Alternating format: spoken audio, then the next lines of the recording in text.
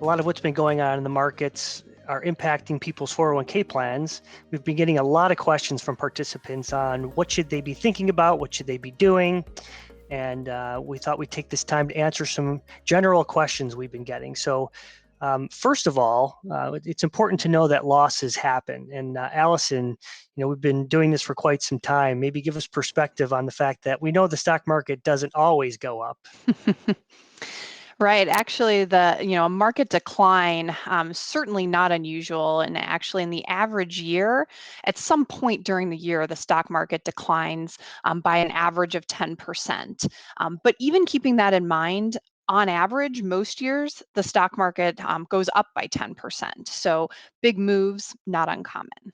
Great. And one of the other questions that we get a lot is with respect to understanding how your 401k performs relative to the stock market and the news headlines that we see. So give us some tips with respect to knowing what we own. Yeah, it's important to know what you own. The news media is typically reporting on the performance of certain types of stocks here in the US, but the average 401k investor typically has a lot broader exposure in their portfolio. If you're invested through a target date fund, that is a diversified managed portfolio. It's going to include exposure to stocks not just here in the US, but also abroad, as well as to bonds and cash. And that portfolio performs very differently than what you're seeing in the news. Even if you built your own portfolio, again, important to look at what types of investments that you've included there. Let's take a deeper look at target date funds. Can you help the viewers understand what they are and how they work? Sure. So a target date fund is an age-based solution. So it's a professionally managed portfolio, and each portfolio with those dates attached to it is managed based on the number of years to retirement, typically presuming retirement at age 65. So for someone who's younger, further from retirement, that portfolio is going to have more exposure to stocks, less exposure to bonds.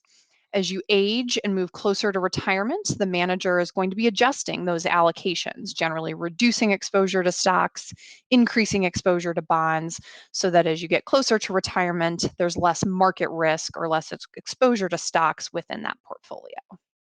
A lot of questions we've been getting recently are, should I sell all my 401k assets and go to cash, or should I be buying stocks right now? There seems to be a lot of confusion as to what people should be doing right now. So give us some perspective on what individual 401k investors should be thinking. Sure. So a key mantra in investments is don't time the market. Trying to determine what is the market low and buying stocks at that point or selling stocks to avoid losses is very, very difficult. Markets, as we have seen, move very quickly in short-term time periods. So picking that exact day, very difficult. And what's really important to remember is typically the very best days in the market follow the worst days immediately. So, in trying to avoid that worst day in the market, you are likely to miss out on some of the best days. And one of the other interesting things recently, we were sitting here a month ago and we were at all-time highs in the market.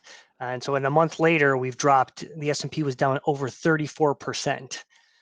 So thinking about that in such a short period of time, how should a 401k investor put that into perspective? Right. Maintaining a long-term focus is really important. Nearly all 401k investors can be considered long-term investors, even if you're planning on retiring at the end of this year, maybe next year. Chances are you're not planning to spend all of your 401k investments at one time. So thinking about that time horizon, knowing that markets can move quickly, we've seen them move quickly on the downside. They can and may also move quickly to move higher. And keeping in mind that time horizon is really important when evaluating any potential changes to your investment strategy. For the individual listening or watching that is really just unsure, they're maybe a little panicked, a little fearful, perhaps wanting or feeling like they need to do something, what advice would you give them? Yeah, seeking help is definitely important in this market environment. If you have an investment strategy or a financial plan in place, pulling that out, reviewing that, and really questioning if anything in the markets has truly fundamentally changed your financial plan.